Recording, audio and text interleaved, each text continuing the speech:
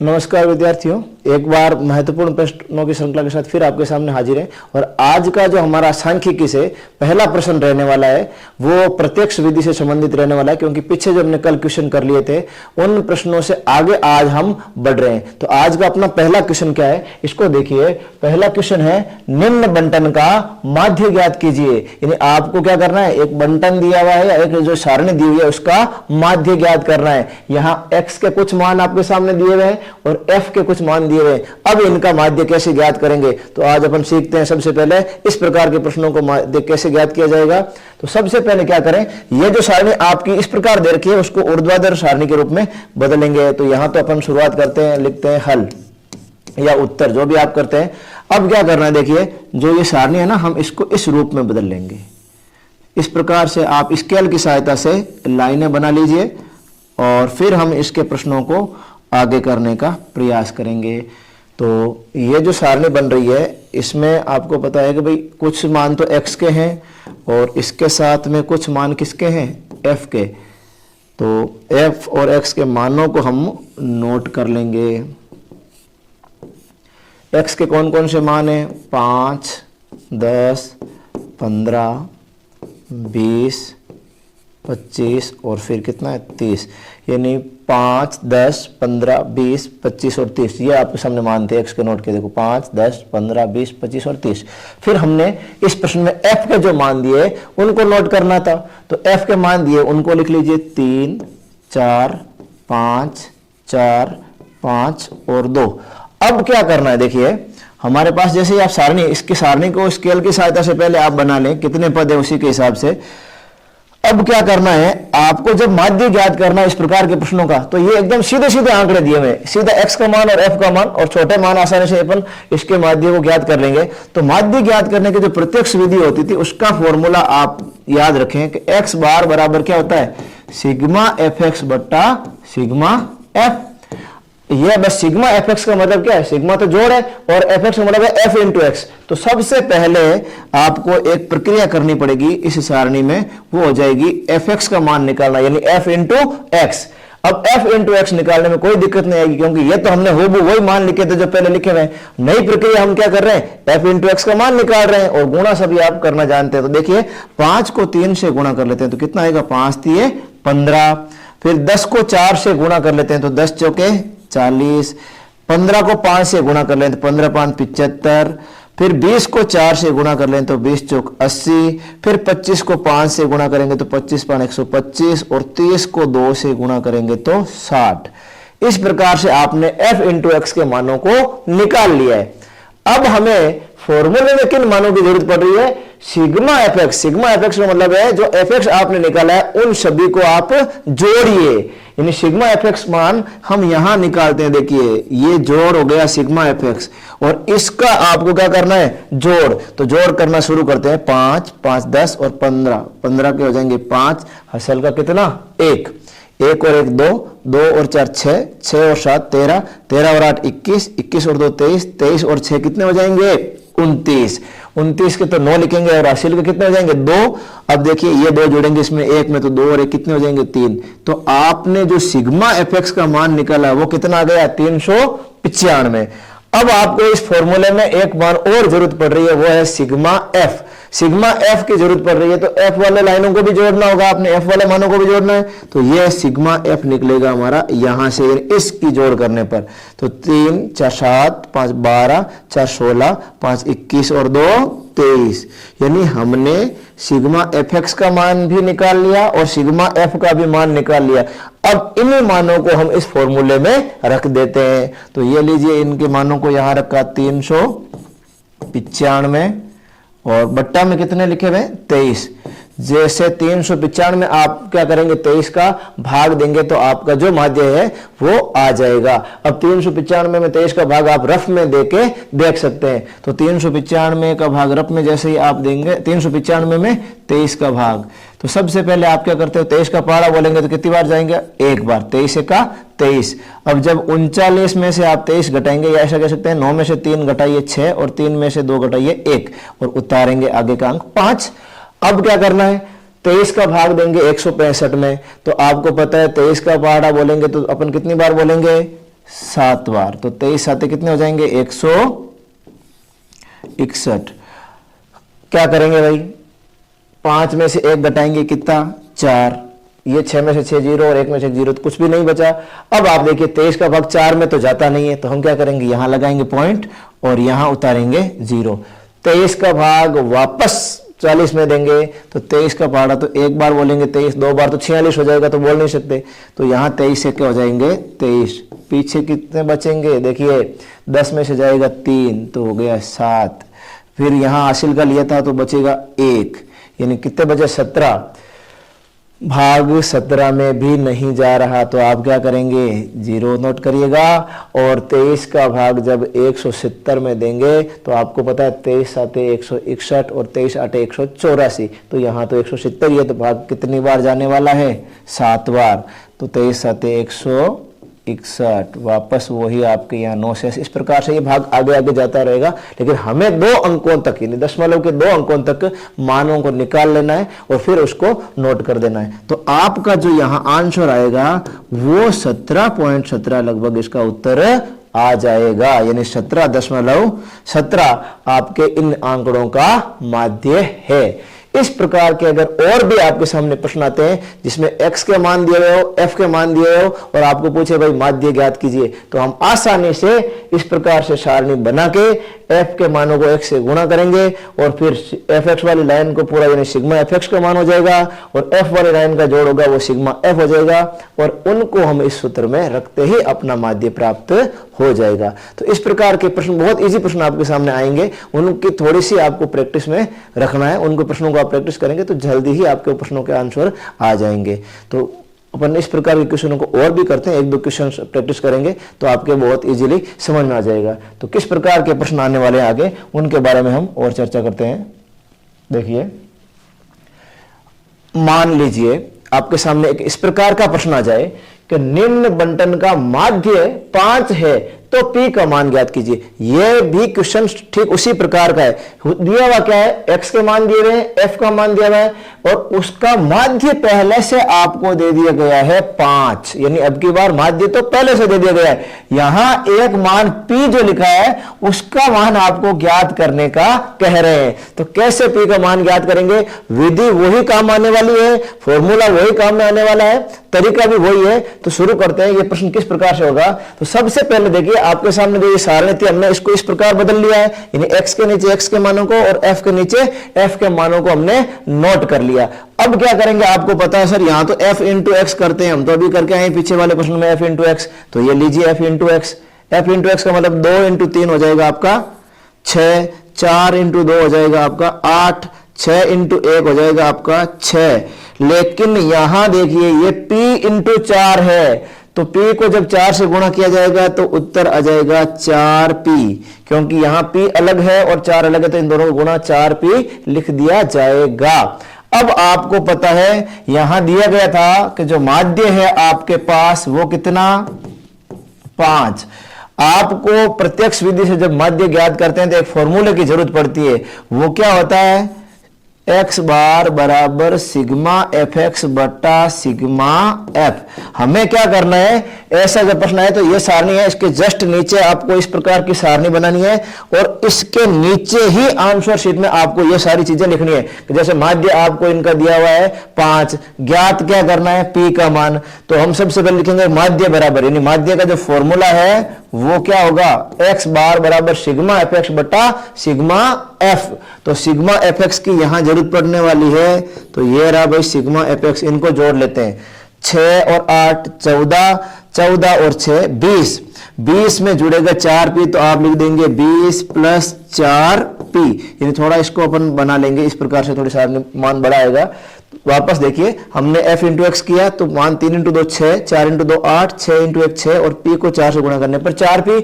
हमें फॉर्मूले में सिग्मा एफ एक्स की जरूरत पड़ रही थी, तो हमने क्या किया, सिग्मा एफ एक्स वाली जो एफ एक्स वाली लाइन थी ना उसको जोड़ लिया। एक जरूरत पड़ रही है सिग्मा एफ की, यानी एफ वाली लाइन का भी आपको क्या करना होगा, जोड़। तो ये लीजिए भाई सिग्मा एफ, इनको जोड़ेंगे तो 3 और 2 5 और 1 6 और 4 10। अब आपके पास सिग्मा एफ एक्स का मान भी आ गया, सिग्मा एफ का भी मान आ गया, और माध्य कितना दिया हुआ है 5। तो इन सभी मानों को रख देते हैं। माध्य के नीचे कितना रखेंगे 5। सिग्मा एफ एक्स का मान कितना आया है आपके 20 प्लस 4p, और सिग्मा एफ का मान आपके पास कितना आया हुआ है 10। अब क्या करना है, आपको पता है कि भाई इसके बटा में तो 1 है, हम क्या करेंगे तिरछा गुणा, यानी 1 को इससे गुणा करेंगे तो ये तो आ जाएगा 20 प्लस 4p, यानी 20 को आपने 20 प्लस 4p था उसको 1 से गुणा किया, और 5 को हम किससे गुणा करेंगे 10 से, तो 5 इंटू 10 कितना हो जाएगा 50। आपको मान p का निकालना है, तो 4p बराबर हो जाएगा 50 माइनस 20, क्योंकि 20 जाएगा बराबर के दूसरी तरफ, तो क्या बन जाएगा माइनस, तो ये बन जाएगा 50 में से जब 20 घटाएंगे तो आप बताइए आंसर में यहां कितना बचेगा 30। 50 में से जैसे 20 घटाएंगे तो 30। आपको मान निकालना है p का।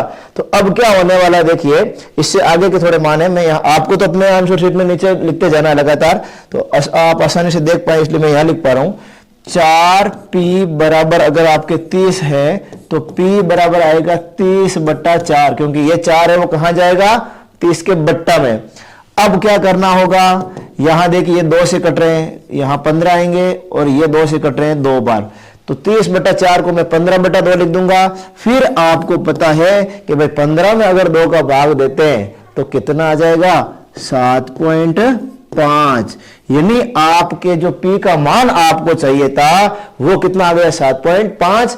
तो लाइन आप लास्ट में लिख सकते हैं, अतः p का मान 7.5 होगा। बस ये आपका आंसर। इस प्रकार का प्रश्न आपको पूछा जाए तो आप सटीक आंसर दे सकते हैं। अब कुछ भी नया नहीं था, केवल आपको क्या माध्य का मान पहले से दे दिया गया था और एक यहां एक नया चर डाल दिया गया p का मान बताइए। तो हमने कहा भाई हम इस प्रकार के जो प्रश्न आते हैं ना उनमें तो प्रत्यक्ष विधि में कोई दिक्कत ही नहीं है, f इंटू एक्स करना है और जो f का भाग यानी सिग्मा एफ एक्स बटा सिग्मा एफ फॉर्मूला लगाना है और हम हल कर लेंगे। तो जो विधि थी हमने उसको आसानी से प्रश्नों में लगाया तो हमारा आंसर आ गया। इस प्रकार के क्वेश्चन आपको दिख सकते हैं, तो इनकी भी थोड़ी आप समय मिले तो जरूर प्रैक्टिस करिएगा। और किस प्रकार के क्वेश्चन इस विधि में से बन सकते हैं उनकी थोड़ी अपन चर्चा कर लेते हैं। देखिए अभी तक हमने प्रश्न पढ़ा, सीधा प्रश्न दिया हुआ है, फिर आपको चर के मान देके भी पूछ सकते हैं। एक प्रश्न अगर वर्ग अंतराल के रूप में आ जाए तो फिर क्या करेंगे, हमें क्या करना है, इस प्रकार का अगर प्रश्न है कि दिए गए बारंबारता बंटन का प्रत्यक्ष विधि से माध्य, यह प्रश्न आपके एक बार माध्यमिक शिक्षा बोर्ड में पहले भी आ चुका है, यानी 2016 में यह प्रश्न आया हुआ है। तो हमें क्या करना है, इस प्रश्न को एक बार अच्छी तरीके से वापस देख लेना है। या इस प्रकार के विधि प्रश्नों में क्या होगा, मान कुछ बदले जा सकते हैं, बाकी विधि यही काम में आनी है। प्रत्यक्ष विधि का मतलब ये विधि इसी प्रकार से काम आएगी। तो हम क्या करेंगे, सबसे पहले जो मान आपके दिए गए इनको इस प्रकार से बदल लेंगे। अब यहां एक नया काम क्या करना है, पिछले वाले प्रश्न से यहां थोड़ा परिवर्तन यह है कि भाई यहां जो मान है वो वर्ग अंतराल के रूप में दिए हैं। तो जैसे 25 से 35, 35 से 45, 45 से 55, इस प्रकार बराबर गैप के साथ ये मान दिए गए।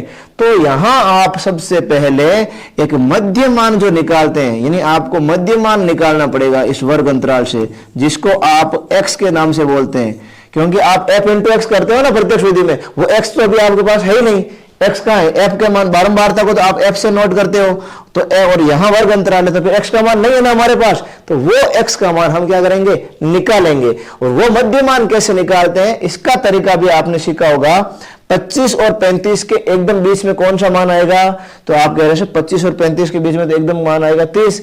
नहीं तो आप इस प्रकार भी कर लें, इन दोनों को जोड़िए, 25 और 35 को जोड़ेंगे तो कितना आएगा, 25 और 35 को तो जोड़ेंगे तो भाई हमारे पास मान आ जाएगा, उसका आधा कर लीजिए, 25 और 35 कितने हो जाएंगे 60/2, यानी 5 5 10, 3 2 5 और 60/2 का मान तो हो गया 30। इस प्रकार से ही तो 30 आएगा।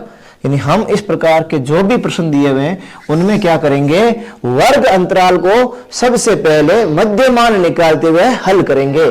तो यहां मध्य मान देखिए 25 से 35 के बीच में कितना आ जाएगा 30। अब क्योंकि यहां पे अंतर अगर बराबर है तो यहां पे भी बराबर अंतर ही चलेगा। जैसे 25 से 35 के बीच में आया 30, 35 से 45 के बीच में कितना आ जाएगा 40, फिर आप यहां कितना आ जाएगा 50, फिर यहाँ कितना आ जाएगा 60, इसी प्रकार से यहाँ पे कितना आ जाएगा 70। यानी जो ये वर्ग अंतराल थे उनके मध्यमानों को आपको निकाल लेना है। और मध्यमान अगर आ गए, मध्यमान x का मान है ये आ गया, तो फिर आपके कोई प्रॉब्लम नहीं आने वाली। ये हूबहू पहले वाला क्वेश्चन ही बन गया है जिसमें आपको f इंटू एक्स निकालना होता है। देखिए वर्ग अंतराल के रूप में प्रश्न दिखे और आपको कहे प्रत्यक्ष विधि से इसको ज्ञात कीजिए, प्रश्न लिखा हुआ आ सकता है, तो हमें क्या करना है, उसको मध्यमान निकालें और f इंटू एक्स कर देवें। तो यहां देखिए 30 को 3 से गुणा करेंगे तो 30 ये कितना हो जाएगा 90। 40 को 7 से गुणा करेंगे तो ये हो जाएगा 7 चौक 28 यानी 280। इसी प्रकार से आप आगे वाले पद में अगर गुणा करेंगे तो 6 पंजे 30, 300 चंग 36, 360 और फिर ये 7 21 210। यानी इस प्रकार के प्रश्नों में आपको जो x के मान है उनको f से गुणा कर देना और ये आपका आ गया fx। अब आपको पता है कि माध्य ज्ञात करने का फॉर्मूला क्या होता है। माध्य ज्ञात करने का जो फॉर्मूला होता है, देखिए हमें बार बार मैं कह रहा हूं, हमें प्रश्नों को इनके नीचे ही करना होगा। जो आपकी आंसर शीट होगी उसमें ये इंडेक्स बनाएंगे और इस इंडेक्स के नीचे ही कंटिन्यूस आपको लिखना होगा। यहां मैं आपको बोर्ड पर सामने आसानी से दिख पाए इसलिए साइड में लिख रहा हूं, आपको कॉपी में इसी प्रकार नीचे नीचे लिखते जाना है। तो माध्य का जो फॉर्मूला होता है वो ये कहता है कि भाई माध्य जो x बार से लिखा जाएगा वो होता है सिग्मा एफ एक्स बटा सिग्मा एफ। और ये सिग्मा एफ एक्स बटा सिग्मा एफ आपके मान, यानी एक तो इसकी जरूरत पड़ने वाली है यहां पर सिग्मा एफ एक्स की, तो इन सब का जोड़ करना है। और एक जरूरत पड़ने वाली है सिग्मा एफ। देखिए एफ वाली लाइन ध्यान ये रखिए, एफ यहां लिखा हुआ है तो हमें क्या करना है सिग्मा एफ, एफ को जोड़ करना है। अब इनको जोड़ लीजिए 3 और 7 10, 10 और 6 16, 16 और 6 आपके हो जाएंगे 22 और 3 25। यानी हमें f का जोड़ करना था वो 25 आ चुका। फिर आपको क्या करना है f इंटू एक्स को जोड़ना था, तो इनको भी जोड़ कर लेते हैं। ये सभी अंक आएंगे 0 यहाँ, तो ये आ गया 9 और 8 17, 17 और 6 23 और 1 24 के 4 हासिल के कितने हो जाएंगे 2, 2 और 2 4, 4 और 3 7, 7 और 3 10, 10 और 2 12। एक बार वापस देख लेते हैं कि हमने कहीं प्रश्न में लिखते वक्त गलती चेक कर लें, क्योंकि कई बार गुणा करते हैं गलती रह जाती है। तो वापस देख लीजिए हमने क्या किया है, इसके मध्य मानों को निकाला जो कि 30 40 50 60 और 70 आए। अब इनको x के मानों को f से गुणा किया तो 30 30 90 हो गए, ये 7 चौक 28 280 हो गए, ये 6 पंजे 30 300 हो गए, 6 चंग 36 360 हो गए और 7 21 210। अब इनका जोड़ करना चाहते हैं तो इकाई के अंकों को सबको जोड़ा, तो यहाँ तो भाई 0 था तो हमने 0 लिख दिया। उसके बाद इनको जोड़ा तो 9 और 8 17, 17 और 6 23, 23 और 1 24, तो 24 के हो गए 4 और असल के कितने रहेंगे 2, 2 और 2 4, 3 7, 3 10 और 2 12, तो 1240 आपका क्या आ गया है सिग्मा एफ एक्स। यहां इनको रख दीजिए और आपका आंसर आ जाएगा। सिग्मा एफ एक्स का मान आप कह रहे हैं कितना है 1240 और सिग्मा एफ का मान कितना है 25। यानी यहां जैसे ही 1240 में आप 25 का भाग देंगे आपका आंसर आ जाएगा। आप चाहो तो 5 का भाग देके छोटा कर लो और आप चाहो तो 25 का भाग डायरेक्ट दे सकते हो। अगर कोई कहता है मैं सर 5 का भाग देके करना चाहूं तो देखिए 5 का भाग अगर देंगे इसमें तो 5 का भाग कितनी बार जाएगा 5 2 10, पीछे बचेंगे 2 और उतारेंगे 4, 24 हो जाएंगे।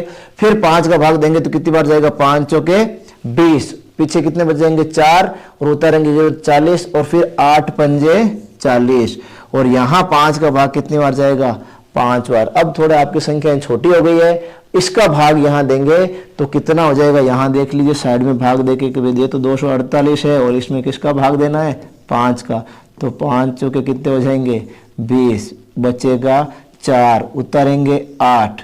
वापस देखिए 5 का भाग जब 48 में देंगे तो आपको पता है 9 पंजे कितने होते हैं 45, 8 में से 5 जाएगा तो बचेगा 3। अब 5 का भाग 3 में तो जाता नहीं है, तो हम क्या करेंगे, यहां तो लगाएंगे दशमलव और यहां लगाएंगे 0। 5 का भाग जब 30 में देंगे तो उत्तर कितना आएगा 6, क्योंकि 6 पंजे 30। ये काम जो है वो आपको रफ में करना है, यानी अपने आंसर शीट के पीछे जो एक भाग दिया होता है वहां करना है। तो जैसे हमने इसका भाग दिया तो आपके उत्तर कितना आ गया है 49.6। इसलिए जो आपका माध्य है वो 49.6 होगा। इस प्रकार से इस प्रत्यक्ष विधि से हम हमारे प्रश्न को पूरा कर लेंगे। इस प्रकार आपका नेक्स्ट जो पार्ट आने वाला है प्रत्यक्ष विधि से कौन सी आगे विधि, हम एक एक विधि के एक दो एग्जांपल लेते हुए चलेंगे ताकि ये आपके क्लियर हो जाएगी, क्योंकि यहां से बड़े प्रश्न आएंगे। 4 अंक का भी प्रश्न आने वाला है, 3 अंक का भी प्रश्न आने वाला है। तो विशेष तौर से ध्यान रखिए, इन प्रश्नों को आप अच्छी तरीके से समझते हुए हल करने का प्रयत्न करें। थोड़ी क्या होगा, कैलकुलेशन जब करते हैं गुणा भाग, इनमें कहीं गलती ना हो जाए, ये थोड़ा ध्यान में रखना है। बाकी आप इन प्रश्नों को आसानी से कर लेंगे। फॉर्मूला जो प्रत्यक्ष विधि में हमने सीखा था वो सिग्मा एफ एक्स बटा सिग्मा एफ था। इससे आगे के और क्वेश्चन है वो अपन नेक्स्ट क्लास में लेके आएंगे। तब तक के लिए थैंक यू।